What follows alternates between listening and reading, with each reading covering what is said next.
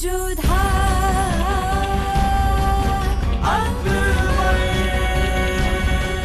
ये धारावाहिक किसी प्रकार की ऐतिहासिकता का दावा नहीं करता। तत्कालीन परिस्थितियों को दर्शाने के लिए आवश्यक और उचित नाटकीय रूपांतर किए गए हैं। ऐतिहासिक रूप से जोधाबाई के स्थान पर हरकाबाई, हीर कुंवर जैसे नाम इतिहास में प्रचलित हैं। ये धारावाहिक किसी भी सामाजिक परंपरा और पारिवारिक संबंधों का ऐतिहासिक दावा नहीं करता है। इसका उद्देश्य किसी भी समुदाय की भावनाओं को ठेस पहुंचाना नहीं है।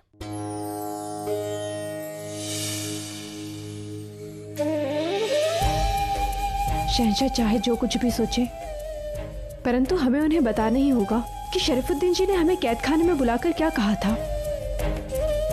ये जानकर कि बिना अनुमति लिए हम शरीफुद्दीन जी से कैद खाने में मिलने गए थे, कदाचित शहंशाह क्रोधित हो जाएं और हमें दंड भी दे दें, परंतु हमें अपना कर्तव्य निभाना होगा। आप हमारा साथ देना, हमें शक्ति देना कहना।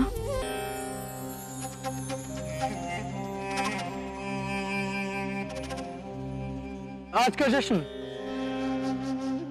आदम खान के नाम पर, जिस तरह से उन्होंने इस मुगल सल्तनत की इज्जत को कायम रखा है, काबिल तारीफ है। शुक्रिया शहंशाह। आपकी इजाजत हो तो जश्न शुरू किया जाए।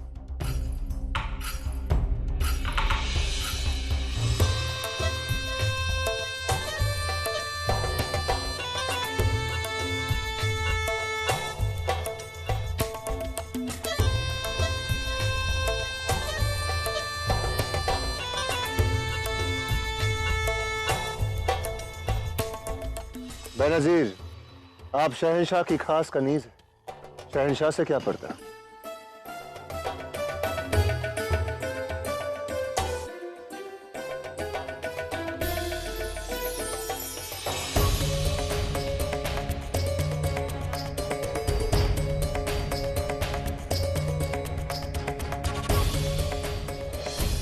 हमें शहंशाह से मिलना है। गुस्ताखी माफ बेगम साहिबा, मगर अंदर औरतों को जाने पर सख्त पाबंदी है। हमारा उनसे मिलना बहुत आवश्यक है। बेगम जोधा, क्या बात है बेगम जोधा, आप इस वक्त यहाँ? हमें शहंशाह से तुरंत मिलना है। माफ कीजिएगा बेगम जोधा, आप इस वक्त शहंशाह से नहीं मिल सकती। मर्दाना जश्न चल रहा है। शहंशाह आदम खान की फतेह का जश्न मना रहे हैं और उनकी खास कनीज बेनजीर उनका दिल बहला रही है। परंतु हम जानते हैं आप इस वक्त यहाँ आई हैं तो बहुत जरूरी काम होगा। जश्न खत्म करने के बाद ही आप अपना जरूरी काम पूरा कर सकती है, क्योंकि शहंशाह का हुक्म है कि इस वक्त कोई भी ना आए।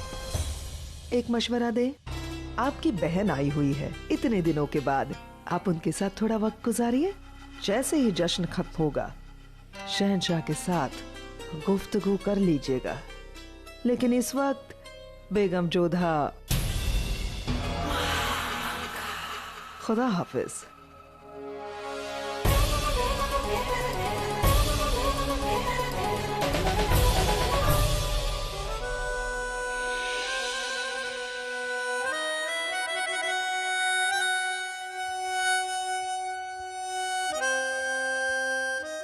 ये लीजिए।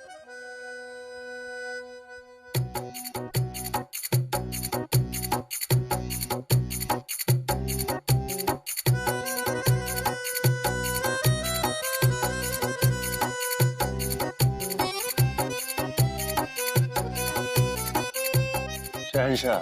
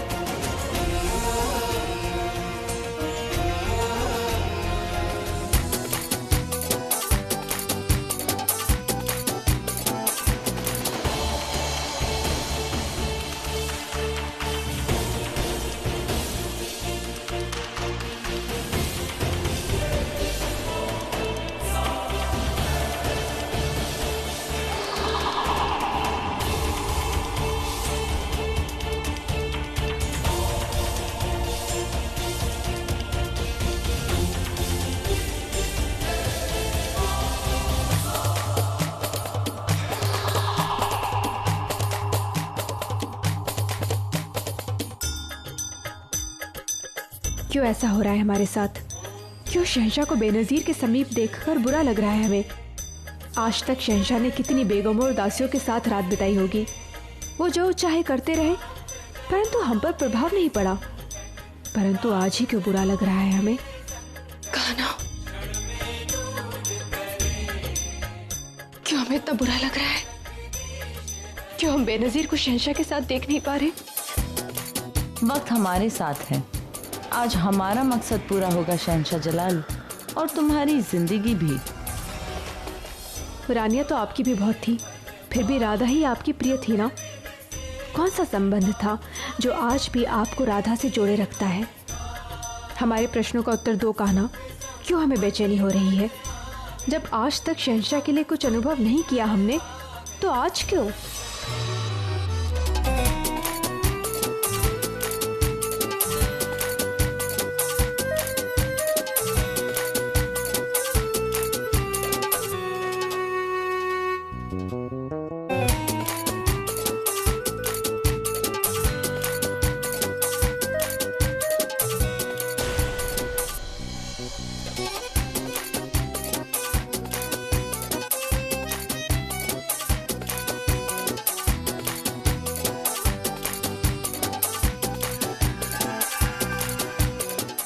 तुम सब यहाँ मुस्तैदी से रहना, किसी भी वक्त शहंशाह बाहर आ सकते हैं। और अब आज की रात शहंशाह के लिए बहुत खास।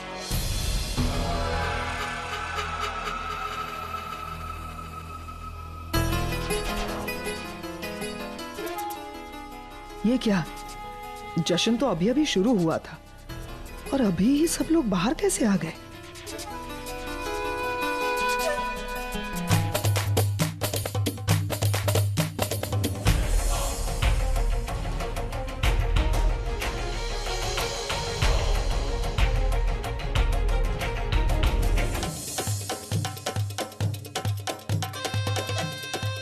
जिस मौके की तलाश थी वो तुमने दे दिया जलाल। अब हमारी बारी है। शुरुआत तुमने की और तुम्हें खत्म हम करेंगे। जैसे तुमने एक उंगली पर विशाल गोवर्धन पर्वत को उठा लिया था, जो भी तुम्हारे चरणों में आए उसकी समस्या को तुम अपने माथे पर उठा लेते हो। हम भी तो तुम्हारे चरणों में आए हैं कान्हा, हमारी भी पुकार सुन लो। शहंशाह को सुरक्षित रखना, वो चाहे जिसे भी अपने समीप रखे,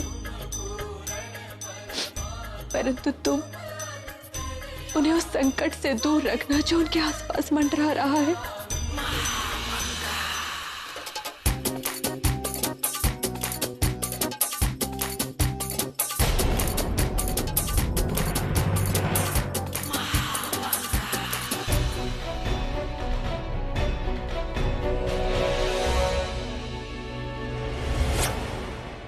शहंशाह!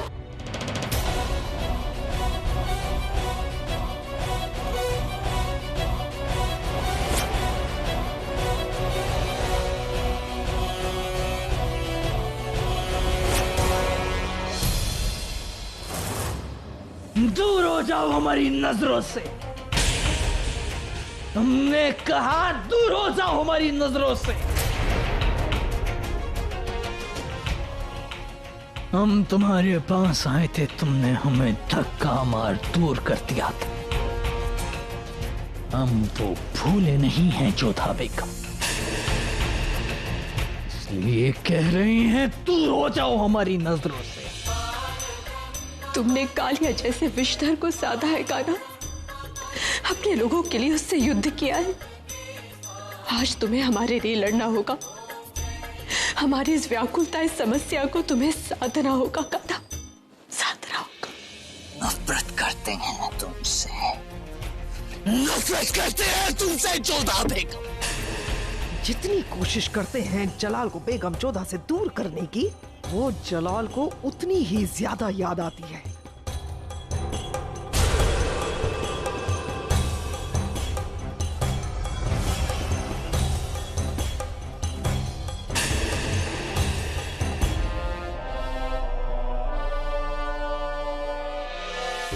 हमने अपने आप को तुम्हें सौंप दिया है कान्हा, अब तुम ही हमारी नैया पार लगाओ। क्या हुआ बेनजीर? इस तरह जश्न से चली क्यों आई? कोई बात नहीं बेनजीर, अगर तुम हमें बताना नहीं चाहती तो भी हम जानते हैं कि तुम्हारे साथ क्या हुआ। हमने अपनी आंखों से देखा। उनके दूर करने का तरीका थोड़ा गलत था। लेकिन एक बात बताते हैं बेनजीर, याद रखना, दुनिया की अगर सबसे खूबसूरत औरत भी होना, तो जब मर्द के दिलो दिमाग पर कोई और छाया हुआ है तो उसे पाना थोड़ा मुश्किल हो जाता है। इस तरह नाच गाकर उन्हें लुभाना, जबरदस्ती शहंशाह के करीब जाना कई बार सही साबित नहीं हो सकता। लेकिन कोई बात नहीं, तुमने बहुत अच्छी कोशिश की। इस बार कामयाब नहीं रहे तो क्या हुआ, अब तुम्हें कुछ और करना होगा। ऐसा करो जिससे तुम शहंशाह के दिल के धड़कनों में बस जाओ। बेनजीर, कुछ ऐसा करो जिससे शहंशाह खुद तुम्हारे पास खींचे चले आए। यही तरीका है शहंशाह को पाने का। इसलिए बेनजीर, बस आज जो कुछ भी हुआ उसे भूल जाओ बेनजीर। बस याद रखो अपना मकसद, सोचो इसके बारे में जो हमने कहा। खुदा हाफिज बेनजीर।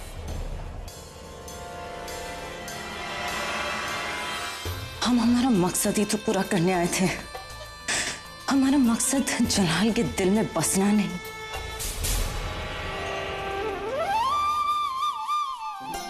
आज कान्हा को हम गेंदे की फूली चढ़ाएंगे। तुम उधर से लेकर आओ, हम वहां जाते हैं।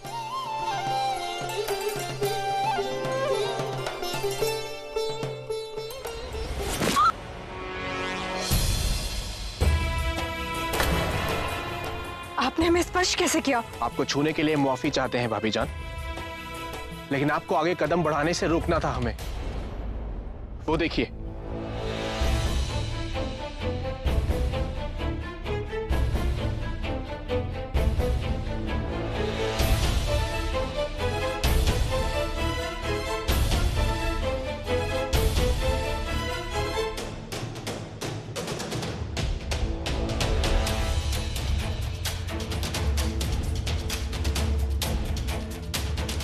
शुक्र है मरा हुआ है, लेकिन ये सांप अपनी मौत नहीं मरा।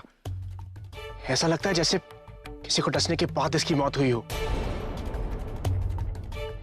या खुदा, ऐसा तो सिर्फ जहरीली दोशीज़ा के डसने पे होता है। एक ऐसी औरत जिसके जिस्म में सांप से भी ज्यादा जहर हो। आपके कहने का तात्पर्य विषकन्या से है? हाँ, शायद आपकी जुबान में से वही कहते हैं। ये लड़कियां जहर की खुराक पर जिंदा रहती हैं, और अगर इन्हें वक्त पर सांप का जहर ना मिले तो ये तिलमिलाने लगती हैं। जल्दी करो जाकिर, हमें सांप की खुराक की जरूरत है।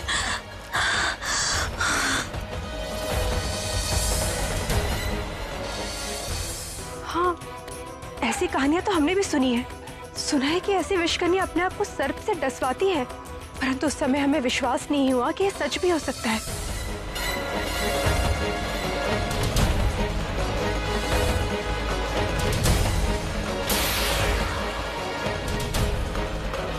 ये कहानी नहीं, सच्चाई है। ये विषकन्याएं जन्म नहीं लेती, इन्हें बचपन से जहर देके तैयार किया जाता है। कितने सालों से ये सिलसिला चलता आ रहा है बेनजीर? तब से जब हम 6 साल के थे। बहुत गरीब घर में पैदा हुए थे हम। 6 साल से कुछ कम उम्र थी हमारी जब हमें एक जहरीले सांप ने काटा था। बहुत ताज्जुब की बात है, इतने जहरीले सांप ने काटा है बच्ची को, मगर जहर का कुछ असर ही नहीं हुआ इस पर। ये जहरीली दोशीज़ा अक्सर हथियार की तरह इस्तेमाल की जाती है, और जब किसी बादशाह या हुक्मरान पर सामने से लड़ाई में जोर ना चले तब इनका इस्तेमाल किया जाता है। इन्हें तैयार करने के लिए बचपन में ही चुन लिया जाता है। हम पर जहर का कोई असर नहीं हुआ। ये बात अबुल मालिक के एक वफादार ने सुनी। वो हमें अगवा कर कर अबुल मालिक के पास ले गया, जहां धीरे धीरे हमें वो बनाया गया जो आज हम हैं। हुस्न की आड़ में छिपी हुई मौत। हमें सांप का जहर दिया जाने लगा। नाचने, गाने और मर्दों को लुभाने के लिए तालीम दी गई।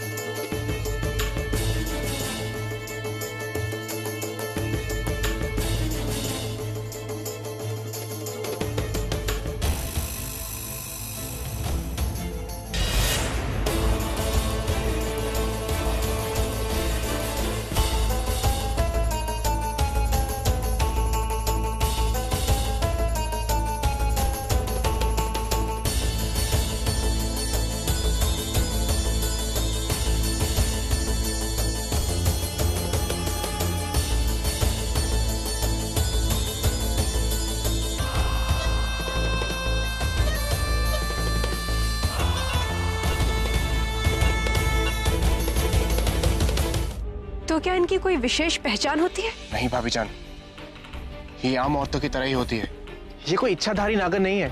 हाँ, लेकिन इन्हें जहर की खुराक मिलती रहनी चाहिए। अगर वक्त पर इन्हें सांप का जहर ना मिले तो ये तिलमिला जाती है, बेचैन हो जाती है, गुस्सा करने लगती है। सही लड़कियां चुनकर सालों इन्हें जहर की खुराक दी जाती है। मर्दों को रिझाने की तालीम दी जाती है, क्योंकि अक्सर खूबसूरत लड़कियां बादशाह और हुक्मरानों की कमजोरी होती है। इसी का फायदा उठाकर ये हुक्मरानों का काम तमाम करती। ऐसे कई सियासी मामलात सामने आए हैं जहां हुक्मरानों की गुमरान मौत हो गई है। अबुल माली के लिए न जाने हमने कितनों को मौत की नींद सुलाया, हर जगह कामयाब रहे, मगर ये शहंशाह जलाल न जाने किस मिट्टी के बने हुए हैं। अबुल माली का कोई भी हथियार इन पे नहीं चल रहा। कहीं ऐसा तो नहीं कि अबुल माली ने ऐसे ही किसी हथियार को यहाँ पर भेजा? इस बारे में अभी हमारे पास कोई पुख्ता सबूत नहीं है। खैर, ये जहरीली दोशीज़ा की कहानी तो पूरी हुई, लेकिन हमारी कहानी अब तक अधूरी है भाभी जान। मतलब ये कि आपने शिवानी से हमारे बारे में बात की। देवर जी, हम राजवंशियों के यहाँ संबंध के लिए पहले माता पिता से बात करते हैं, वही संबंध पक्का करते हैं। पहले हम बापू साहब से बात करेंगे, अंतिम निर्णय तो वही लेंगे। ठीक है भाभी जान।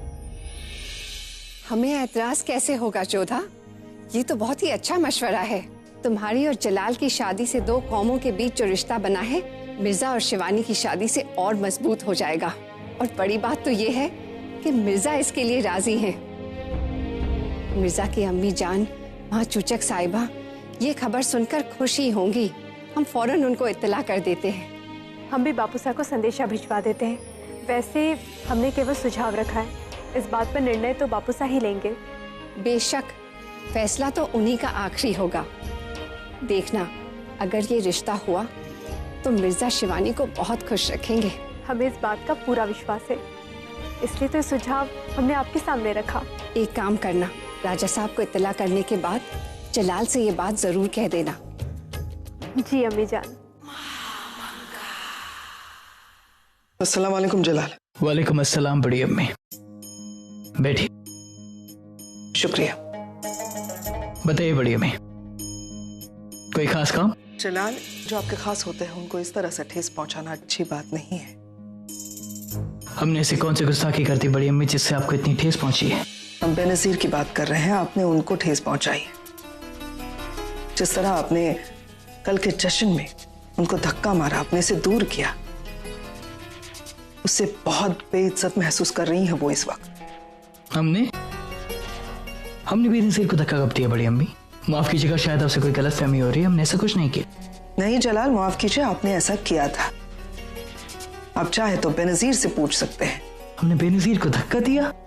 जलाल, आप ही ने खुद बेनजीर का हुस्न देखकर उसे कोहिनूर का खिताब दिया था, और उसके साथ जश्न में इस तरह का बर्ताव।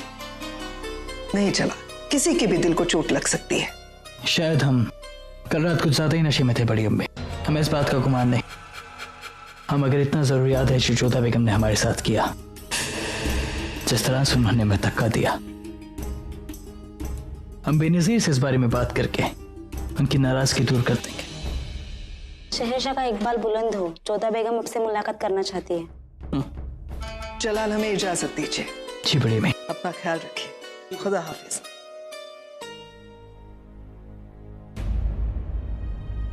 अरे बेगम जोधा, आप क्या बात है? कल रात से चल रहा आपका जरूरी काम अभी तक खत्म नहीं हुआ? अरे हाँ, कल रात को तो शहंशाह मिल ही नहीं पाए होंगे, तो ज्यादा ही मदहोश हो गए थे शहंशाह कल। माफ कीजिएगा बेगम जोधा, कल रात को हमें आपको जश्न में जाने से रोकना पड़ा। क्या करें, शहंशाह का हुक्म था कि कोई भी अंदर ना आने पाए सिवाय बेनजीर के। सिर्फ बेनजीर को इजाजत थी अंदर जाने की, शहंशाह के खास जो हैं वो। और एक बात बताएं, मानना पड़ेगा बेनजीर ने भी क्या महफिल सजाई शहंशाह को खुश करने के लिए। वाह। खुदा हाफिज।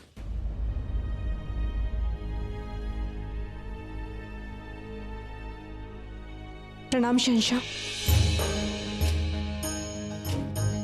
बेनजीर को हमारे सामने पेश होने का हुक्म दिया जाए। हमें उनसे कुछ बात करनी है।